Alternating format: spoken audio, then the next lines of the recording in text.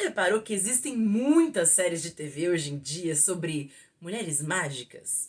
WandaVision, Sabrina, A Discovery of Witches, Cursed, Charmed, que voltou das cinzas nos últimos anos, e até mesmo Desalma, uma série brasileira sobre bruxas. Mas será que todas essas histórias se conversam? Será que elas indicam alguma coisa sobre o presente? Eu costumo dizer que se a gente quer entender como a ficção de hoje funciona, a gente tem que olhar para a ficção do passado. Infelizmente, a gente tem muitos momentos na ficção mainstream com essas mulheres que são protagonistas das suas próprias narrativas, que têm poderes mágicos e imaginativos. Uma das minhas fases favoritas dessas mulheres mágicas da ficção são as séries de TV dos anos 60 e 70 dos Estados Unidos, especialmente A Feiticeira, que tem a Samantha, né, aquela bruxinha que faz assim com o nariz e faz feitiços. Eu não sou muito boa, não tenho essa elasticidade narigal, nasal.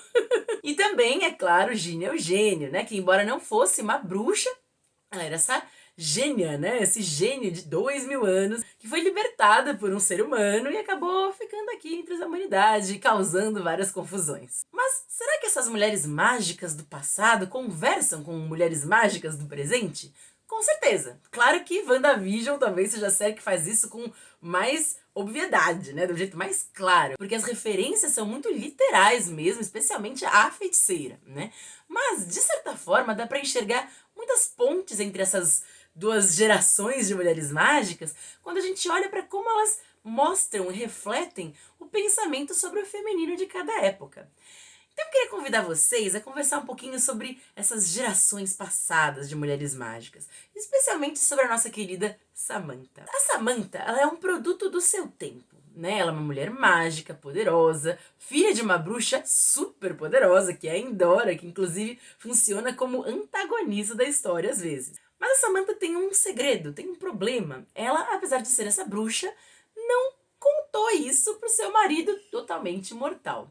Então a graça das histórias é justamente ver a Samantha deslizando e se movimentando para dar um jeitinho de fazer suas poções, suas magias, seus feitiços quando for necessário, mas sem ser percebida pelo marido. Como eu falei, ela é um produto do seu tempo e é muito importante enxergar como funcionava a autoimagem do feminino nos anos 60. Depois da Segunda Guerra Mundial, muitas mulheres tiveram uma chamada crise de identidade.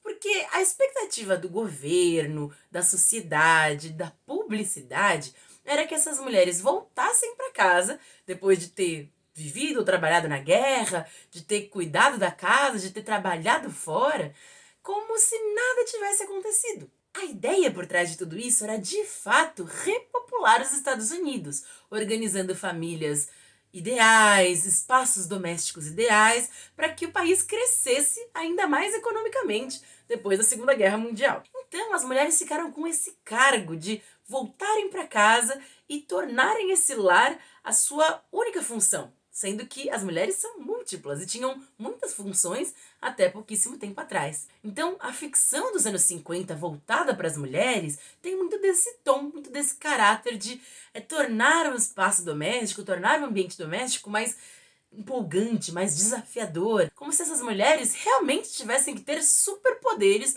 para lidar com todas as demandas de dentro da casa. O problema é que isso tornava as mulheres infelizes, sistematicamente. E quem foi pesquisar isso a fundo foi a jornalista Betty Friedan. Betty Friedan é uma pessoa incrível. Ela foi jornalista e colunista de muitas revistas femininas, mas acima de tudo ela é autora do fantástico livro A Mística Feminina, que é o nome que ela dá para essa sensação de falta de propósito e insatisfação que as mulheres dos anos 50 em diante começaram a sentir, especialmente nos Estados Unidos. A Friedan entrevistou centenas de mulheres perguntando se elas eram felizes, e muitas delas sentiam que tinham de fato essa obrigação de serem donas de casas felizes ou até de fazerem universidade para conhecer seus futuros maridos. As mulheres dos anos 50 e 60 se comparavam muito às mulheres da ficção e da propaganda que apareciam felizes e realizadas com seus eletrodomésticos cada vez mais complexos. A Friedan deu nome a essas insatisfações femininas e ela acabou sendo um pontapé inicial para muitas discussões sobre gênero, construção do espaço doméstico, função das mulheres dentro da sociedade e do espaço de trabalho. Então, é muito importante entender o papel da mística feminina para entender de onde vêm essas dores que o feminino queria localizar. O problema é, Dona Friedan foi polêmica para o seu tempo. E para a maioria dos produtores de TV, de cinema e de publicidade, as questões femininas eram basicamente domésticas. Então, muita da ficção que é construída nessa época tem justamente esse foco, tentar encaixar dois lados do feminino que aparentemente não se conversavam. Um deles, o lado poderoso, o lado firme, que conseguia trabalhar na guerra, prover para a família e tudo mais. Tudo aquilo que é simbolizado como poderoso dentro de uma mulher. Por outro lado, tem o lado do espaço doméstico, o espaço de idealizar o espaço doméstico e a vida familiar, porque isso era necessário para aquela sociedade. Como combinar as duas coisas? Séries de bruxas, séries de mulheres mágicas e poderosas.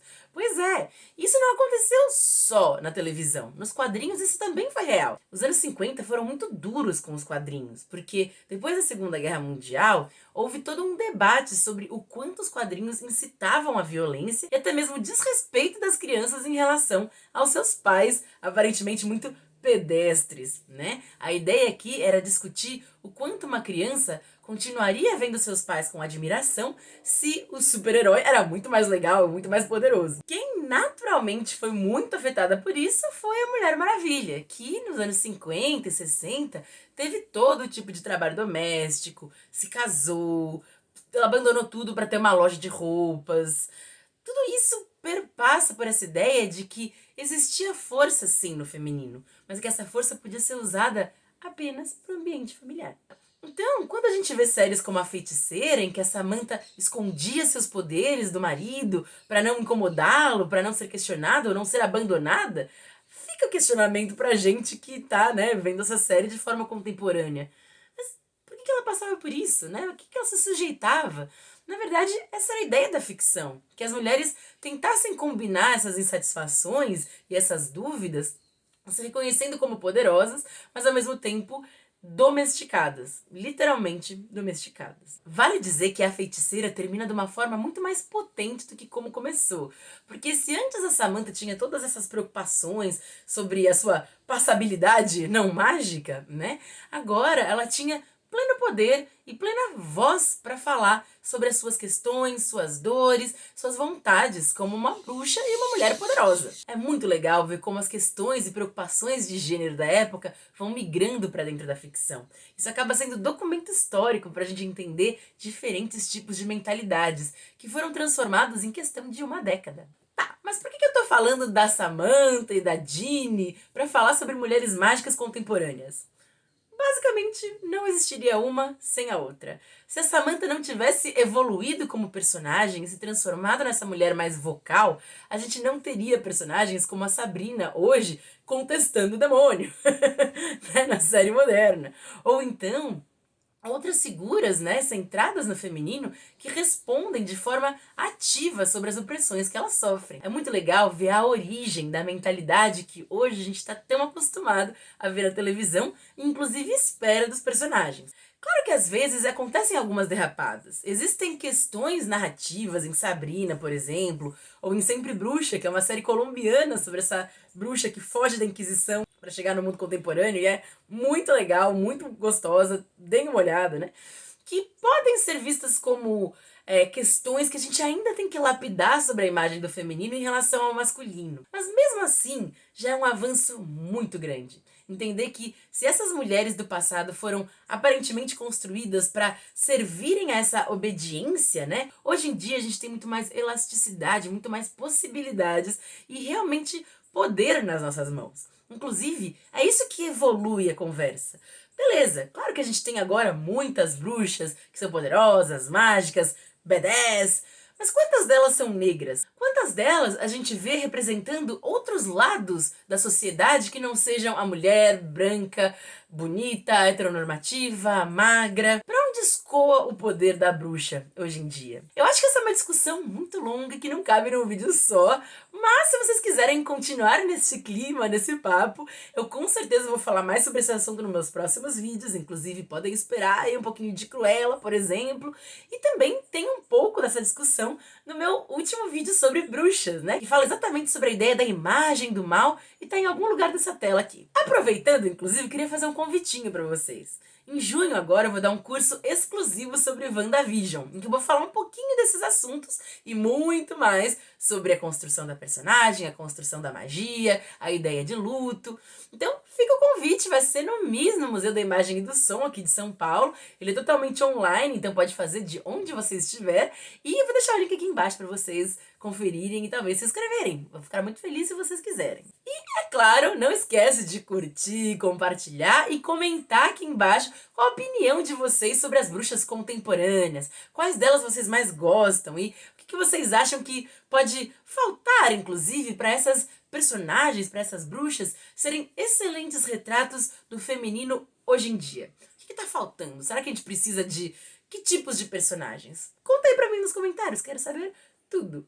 Muito obrigada por terem me assistido, tô muito feliz de estar de volta com o canal e podem esperar muito mais conteúdo sobre mulheres mágicas, bruxas, magia e todas essas coisas que a gente adora. Um beijão e até mais!